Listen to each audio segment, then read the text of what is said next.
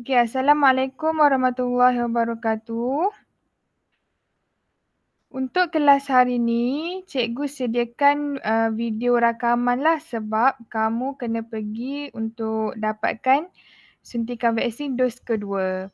Jadi pastikan kamu tengok video ni sampai habis sebab dalam kelas minggu depan, cikgu akan teruskan dengan subtopik 12.3. 12.2 ni kamu perlu tengoklah video ni, kalau tak faham boleh tanya cikgu. Okey. Dalam subtopik 12.2 sistem saraf ni, okey, kamu akan belajar mengenai struktur sistem saraf. Okey. Kamu akan belajar mengenai struktur. Yang kedua, kamu akan belajar mengenai fungsi bahagian sistem saraf pusat. Yang ketiga, kamu akan belajar mengenai fungsi bahagian sistem saraf periferi. Jadi dalam sistem saraf ni dia terbahagi kepada dua, okey, sistem saraf pusat dan sistem saraf periferi. Jadi kita akan tengoklah, okey, setiap fungsi bagi bahagian sistem dua jenis ni. Okey, dua jenis sistem saraf ni. Okey. Kita tengok slide yang pertama. Sistem saraf manusia terdiri daripada rangkaian sel saraf ataupun neuron. Ini kita dah belajar dah ni minggu lepas. Okey, kelas yang sebelum ni. Sistem ini dibahagi kepada dua subsistem utama. Okey, seperti yang cikgu cakap tadi, kita ada sistem saraf pusat dan juga sistem saraf periferi. Sistem saraf pusat terdiri daripada otak dan saraf tunjang. Sistem saraf pusat dia ada dua. Dia terdiri daripada otak dan juga saraf tunjang.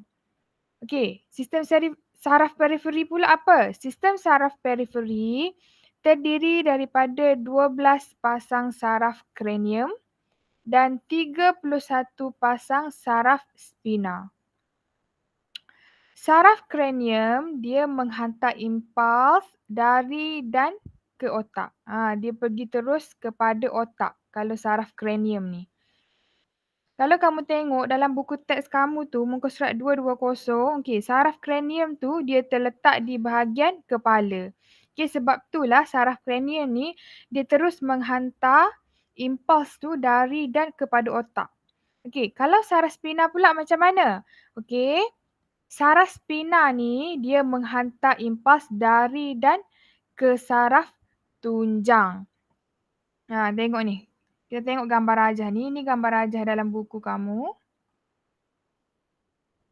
Ni sistem saraf pusat dia ada otak dan saraf tunjang. Sistem saraf periferi dia ada saraf kranium dengan saraf spina. Tengok ni, saraf kranium dia terus hantar ke otak lah sebab dia dah duduk di bahagian kepala. Tapi untuk saraf spina, dia akan hantar ke saraf tunjang dulu. Dan dia akan juga menerima impuls daripada saraf tunjang. Okey, saraf tunjang ni bahagian tulang belakang kita lah. Okey.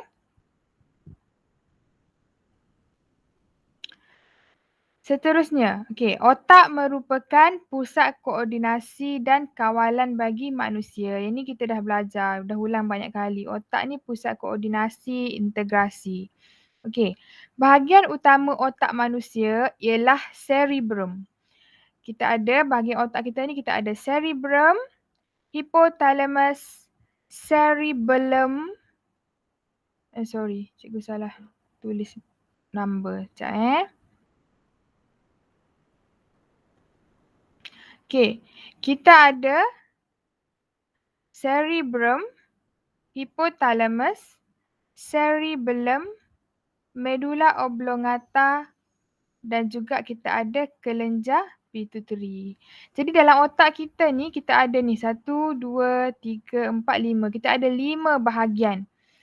Kita akan tengok dengan lebih detail, dengan lebih terperinci apakah fungsi 5 bahagian dalam otak kita ni. Sebelum ni kamu tahu otak tu sebiji otak macam dalam gambar ni. Hari ni kamu akan belajar mengenai bahagian-bahagian otak.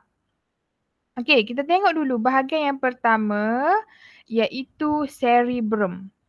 Cerebrum. Dalam buku teks kamu tu, muka surat 221 tu pun ada gambar otak ni.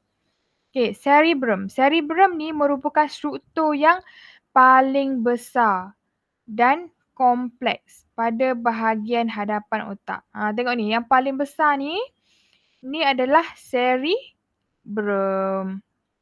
Okey. Permukaannya berlipat-lipat. Okey, kita dapat tengok dalam gambar tu berlipat-lipat bagi menambahkan luas permukaan untuk memuatkan lebih banyak saraf. Luas permukaan ni kita dah belajarlah sebelum ni.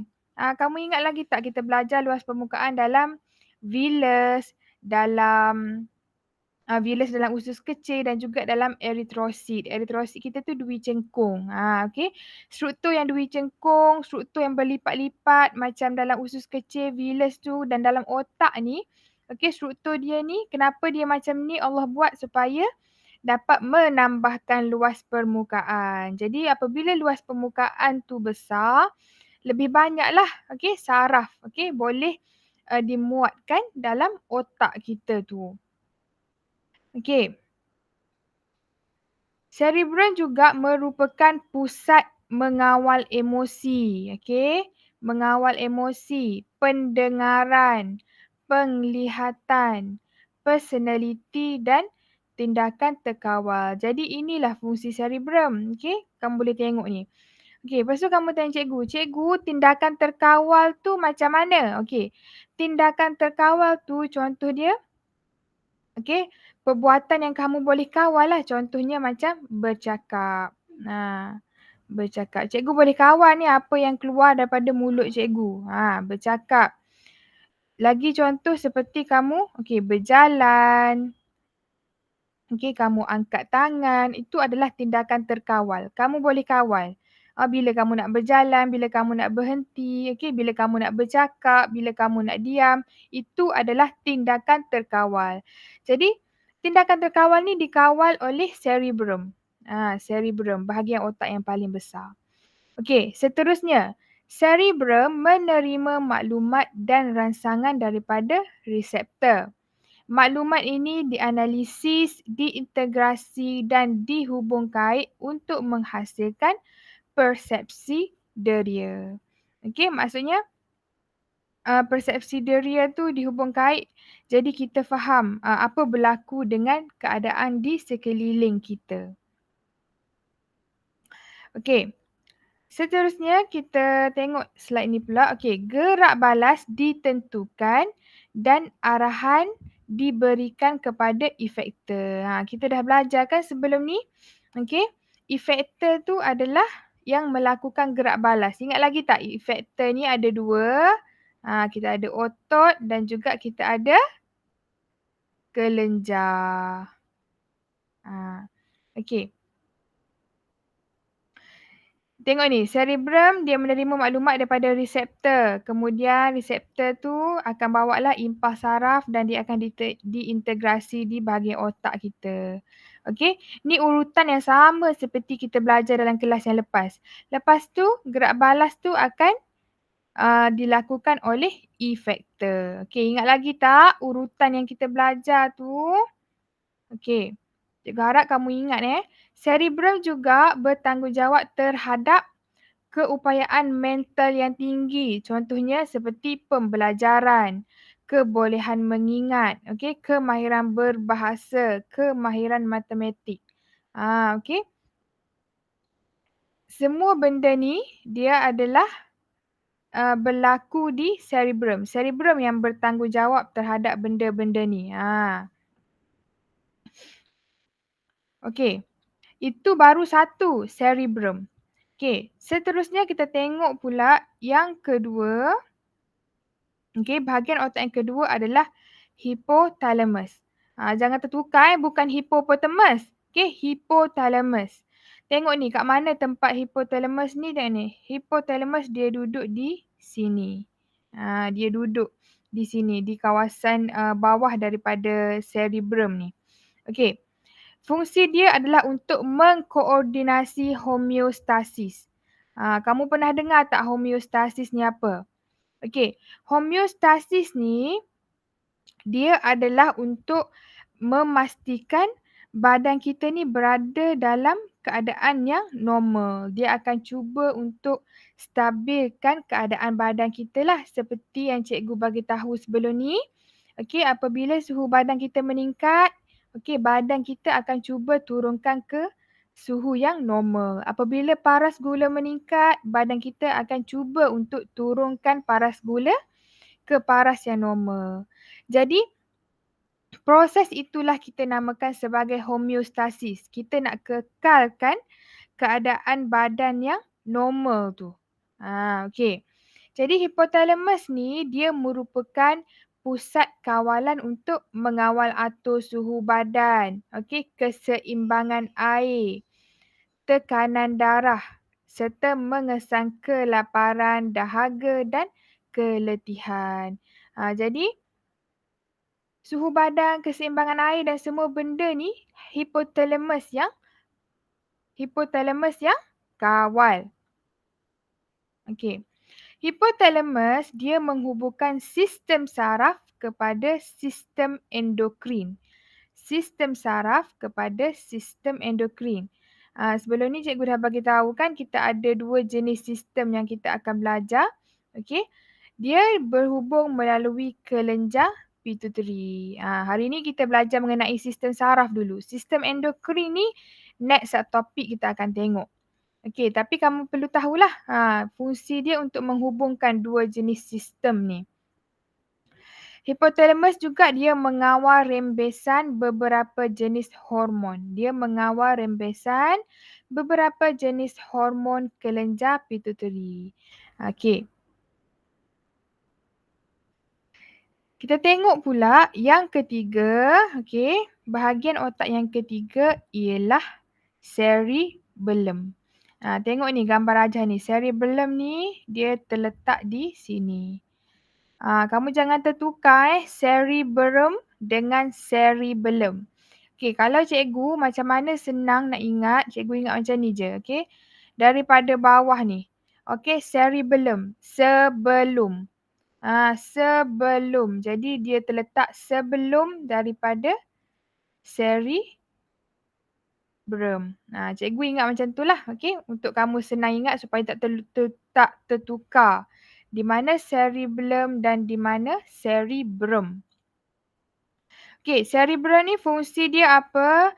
Fungsi dia untuk memelihara keseimbangan badan serta koordinasi pengecutan otot untuk pergerakan badan. Okey, memelihara keseimbangan badan ni macam mana? Contohnya kamu nak berjalan.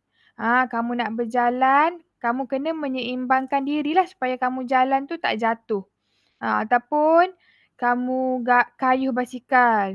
Gatih basikal tu tak jatuh apabila kamu gatih, apabila kamu kayuh tu. Jadi, yang berfungsi untuk memastikan badan kamu seimbang tu adalah cerebellum.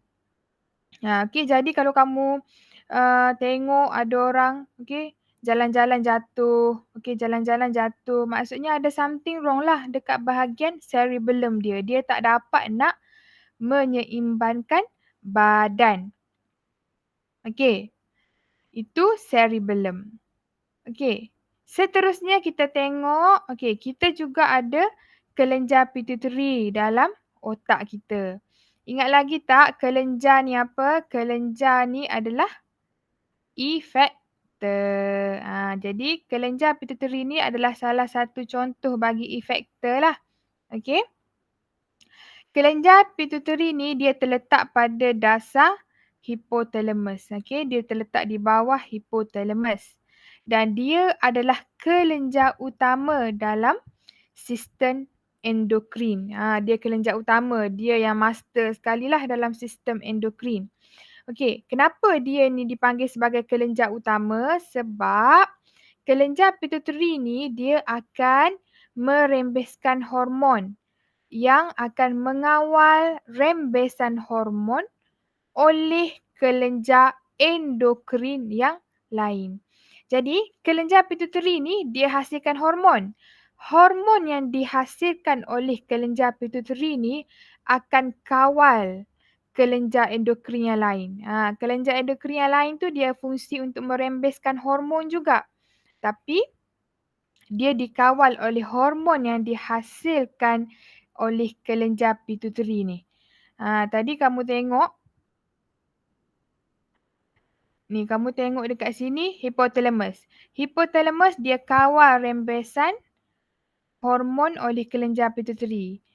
Kelenjar pituitary pula dia akan kawal rembesan hormon oleh kelenjar endokrin yang lain. Okey. Kelenjar endokrin yang lain tu apa? Okey. Banyak contoh dia. Okey, yang tu kamu akan belajar nanti. Tapi cikgu bagi dulu satu contoh. Okey, testis. Testis ni, okey, orang lelaki lah ada testis. Okey. Jadi, kelenjar pituitary dia akan hasilkan hormon. Dan hormon tu dia akan kawal, okey, rembesan hormon oleh testis. Testis ni dia akan hasilkan apa? Dia akan hasilkan testosteron untuk orang lelaki. Jadi, testis nak menghasilkan testosteron ni, aktiviti dia dikawal oleh hormon yang dihasilkan oleh kelenjar pituitary. Dia berkaitlah, dia saling bekerjasama. Okey, seterusnya kita ada juga bahagian otak yang dinamakan sebagai medulla oblongata. Medulla oblongata ni dia terletak pada anterior cerebellum. Lepas tu kamu cikgu, anterior tu apa? Anterior tu adalah kita panggil sebagai bahagian depan lah. Okey, bahagian depan cerebellum. Ni cerebellum kita. Okey, dia terletak di bahagian depan cerebellum. Okey. Apa fungsi medulla oblongata ni? Okey, fungsi dia untuk mengawal tindakan luar kawal. Seperti contoh yang dia bagi kat sini, denyutan jantung, pernafasan, pencernaan makanan, pemvasocerutan, tekanan darah, okey, peristalsis, muntah, batuk, bersin dan menelan. Okey. Dia bagi contoh ni kamu tengok, kamu tak dapat nak kawal, okey? Denyutan jantung kamu kawal ke? Okey, dia berdetak laju ataupun perlahan kamu kawal ke? Tak kan? Okey, kamu tak kawal. Pernafasan pun kamu tak kawal. Okey, kamu hembus, kamu tarik nafas tu, okey, kamu tak sedar pun sebelum ni. Okey, apabila cikgu cakap ni baru kamu sedar yang kamu tarik, okey, kamu hembus. Kalau cikgu tak cakap, kamu tak sedar. Sebab tu kita panggil dia sebagai tindakan luar kawal. Sama juga pencernaan makanan ni. Okey, apabila makanan masuk dalam mulut kamu, kamu tak kawal dia. Okey, tak payah cerna lagi lah, cerna esok. Supaya lama sikit kenyang. Tak ada. Bila dia masuk dalam perut kamu, makanan tu dia akan dicerna. Okey, kamu tak dapat kawal. Okey. Tekanan darah pun kamu tak dapat kawal. Okey, batuk bersin tu semua kamu tak dapat kawal. Menelan pun kamu tak dapat kawal lah. Contohnya macam kamu telan air liur tu. Kamu tak sedar pun sebenarnya kamu telan air liur. Jadi kamu kena ingatlah medulla oblongata ni dia mengawal tindakan luar kawal. Tadi cerebrum, okey kita tengok tadi cerebrum kita belajar dia adalah ni tindakan terkawal. Cerebrum untuk tindakan terkawal seperti bercakap, berjalan tu tindakan terkawal. Tapi medulla oblongata ni dia adalah untuk tindakan luar kawal. Dia ada fungsi-fungsi dia, kamu kena ingat. Okey, itu kita dah selesai bahagian otak. Kita ada 5 bahagian otak yang kamu kena ingatlah fungsi-fungsi dia, kedudukan dia. Okey. Seterusnya, kita akan tengok saraf tunjang. Sebab kita belajar tadi yang sistem saraf pusat ni dia terdiri daripada otak dan saraf tunjang. Otak dah settle. Okey, kita tengok saraf tunjang pula. Okey, saraf tunjang terkandung dalam turus vertebra. Okey, saraf tunjang ni tulang belakang kita lah, okey. Dan dikelilingi oleh bendale yang dinamakan sebagai cerebrospina yang memberi perlindungan dan membekalkan saraf tunjang dengan nutrien. Jadi cecair cerebrospina ni dia akan melindung saraf tunjang kita. Saraf tunjang terdiri daripada jirim putih dan jirim kelabu. Dalam keratan rentas, jirim kelabu kelihatan seperti rama-rama atau huruf H. Kamu tengok gambar rajah ni. Okey, jirim kelabu ni dia ada di bahagian tengah. Dia nampak macam huruf H kat sini. Okey. Jirim kelabu terdiri terutamanya daripada badan sel dan dikelilingi oleh jirim putih. Jadi jirim kelabu tu dia duduk di bahagian tengah. Okey. Di bahagian luar dia ni dia ada jirim putih. Okey, jirim putih pula terdiri daripada akson yang disaluti dengan salut myelin dan memanjang ke atas dan ke bawah saraf tunjang. Akson myelin ni nanti kita akan belajar dengan lebih detail dalam subtopik yang seterusnya, yang lepas ni. Okey. Saraf spina muncul dari saraf tunjang melalui dua cabang pendek atau akar iaitu akar dorsal dan akar ventral.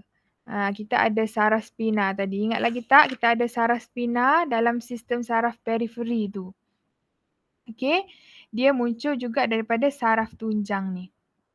Okey. Apakah fungsi saraf tunjang? Okey. Saraf tunjang ni dia berfungsi untuk memproses beberapa jenis maklumat deria dan menghantar gerak balas melalui neuron motor. Okey. Ni fungsi yang pertama. Okey. Fungsi yang kedua dia untuk mengawal tindakan refleks. Okey. Tindakan refleks ni macam mana? Okey. Tindakan refleks ni tindakan yang gerak balas tu apabila gerak balas yang berlaku dengan automatik, dengan sangat cepat. Okey. Dia tak pergi kepada otak lah, dia tak perlukan otak untuk fikirkan. Contohnya macam kamu kelip mata ataupun kalau kamu pergi hospital, okey, siapa-siapa yang pernah jatuh ke, okey, lutut tu, okey. Kamu pernah alami tak doktor ada tukul kecil, okey, dia ketuk bahagian lutut kamu tu. Okey, lutut kamu pun terus bergerak. Tu pun salah satu tindakan refleks. Okey. Dia berlaku dalam keadaan yang cepatlah, automatik. Dia tak memerlukan otak untuk berfikir. Okey. Yang ketiga, dia menghubungkan otak dengan sistem saraf periferi. Okey, dia menghubungkan otak dengan sistem saraf periferi. Sebab tengok ni, kita pun ada saraf spina yang muncul dari saraf tunjang. Jadi, saraf tunjang ni dia adalah sistem saraf pusat. Tapi dekat saraf tunjang ni dia ada juga saraf spina. Saraf spina ni sistem saraf periferi. Jadi fungsi saraf tunjang ni inilah untuk menghubungkan otak dengan sistem saraf periferi. Okey. Okey lagi tak?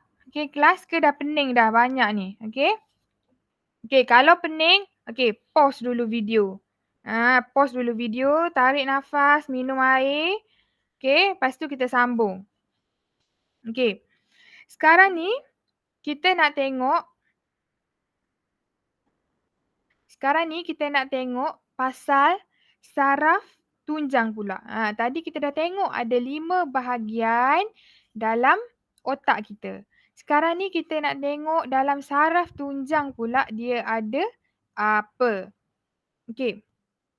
Pertama sekali, saraf tunjang ni dia ada ganglion akar dorsal. Dalam buku teks kamu pun ada keratan rentas tu. Tengok muka surat 222 tu ada keratan rentas saraf tunjang. Okey. Bahagian pertama saraf tunjang kita ada ganglion akar dorsal. Ganglion akar dorsal ni kat mana? Ni dia duduk dekat sini. Okey, dekat bahagian ni, ganglion akar dorsal. Okey, apa yang ada dekat ganglion akar dorsal ni, okey, badan sel neuron deria terkumpul. Okey, dalam ganglion akar dorsal.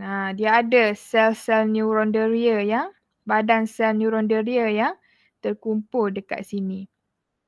Okey, tu yang pertama. Yang kedua, kamu ada akar dorsal.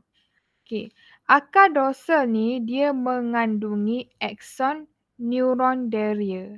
Kita ada dua, ingat lagi tak kita ada dua neuron? Okey, neuron deria dengan neuron motor. Jadi dalam akar dorsal ni, dia ada neuron deria. Okey, dia ada neuron deria yang menghantar impuls saraf dari reseptor deria ke saraf tunjang. Okey. Tengok ni. Ini adalah akar dorsal lah di bahagian sini ni. Okey. Ni kita panggil sebagai akar dorsal. Akar dorsal dia ada neuron deria. Neuron tu kamu dah tahulah fungsi neuron tu untuk menghantar impuls saraf. Okey, impuls saraf tu dibawa oleh neuron deria. Nak pergi ke mana? Nak pergi ke saraf tunjang. Okey. Seterusnya kita ada juga akar ventral dekat saraf tunjang ni. Okey. Akar ventral ni dia terletak di bahagian bawah lah. Okey, ventral tu bawah, dorsal tu bahagian atas. Okey. Akar ventral mengandungi neuron motor. Tadi kita tengok yang ni. Okey, akar dorsal yang bahagian atas ni dia ada neuron deria.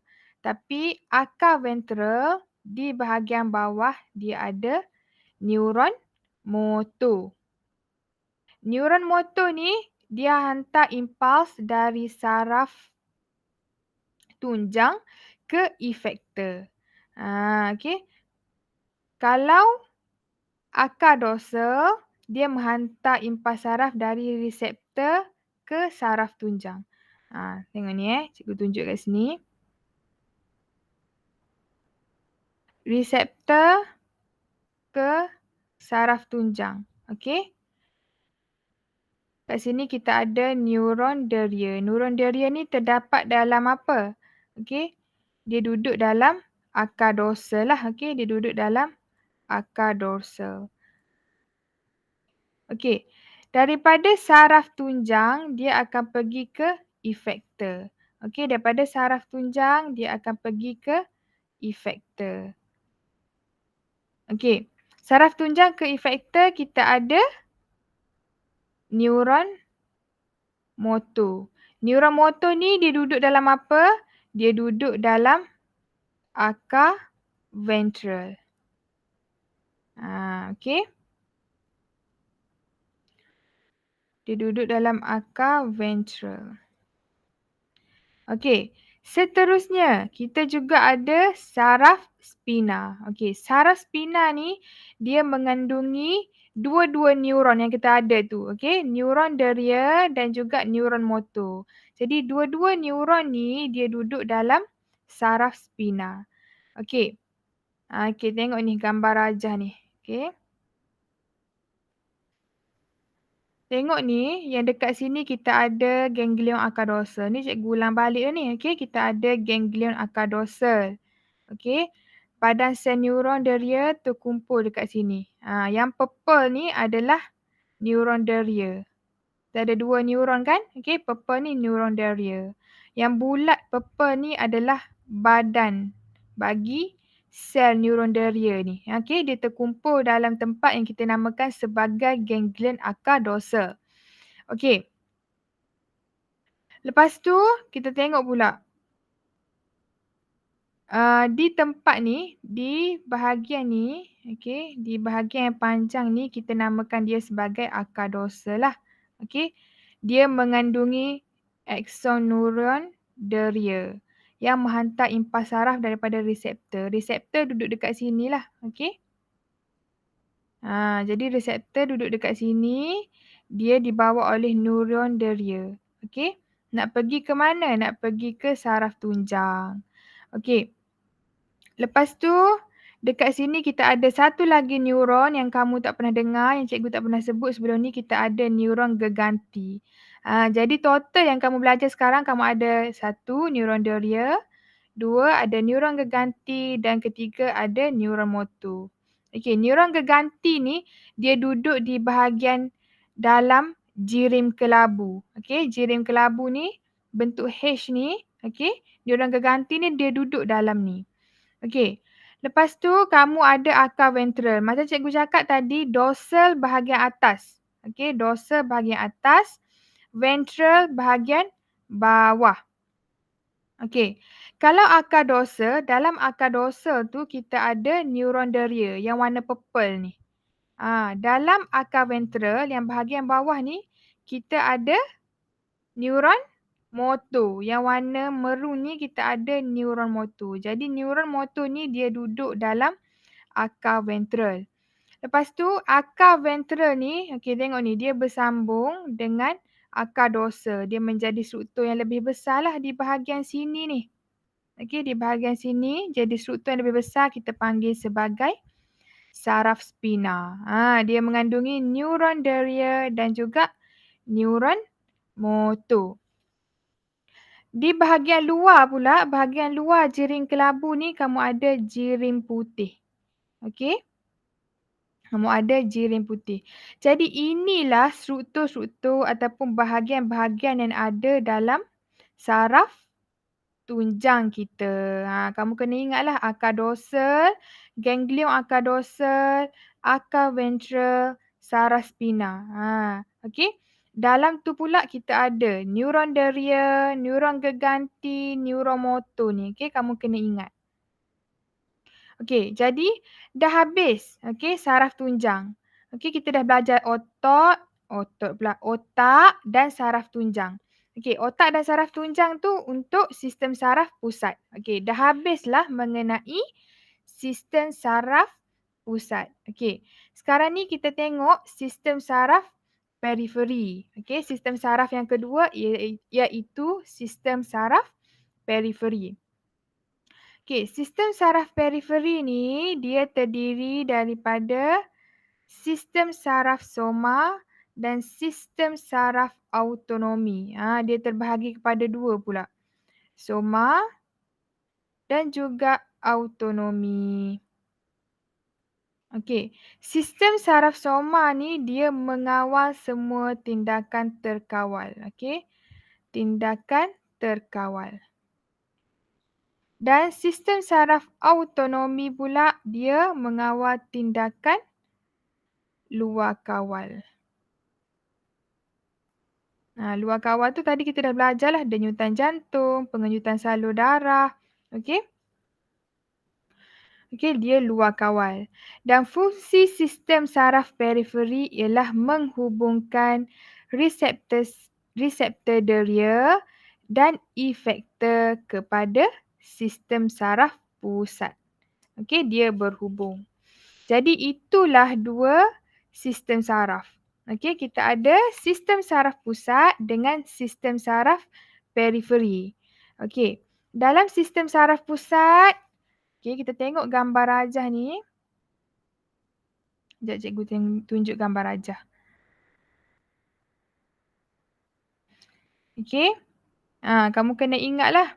Okey, sistem saraf ada 2. Sistem saraf pusat dan sistem saraf periferi. Okey, sistem saraf pusat pula ada otak dan saraf tunjang. Okey, sistem saraf periferi pula kita ada saraf kranium dan saraf spina. Okey. Ni kita juga ada reseptor deria lah untuk mengesan rangsangan tu. Okey, jadi kamu perlu tahu apa yang ada dalam otak, bahagian-bahagian otak. Okey, kamu kena tahu bahagian-bahagian yang terdapat dalam saraf tunjang. Okey, yang kita belajar ni.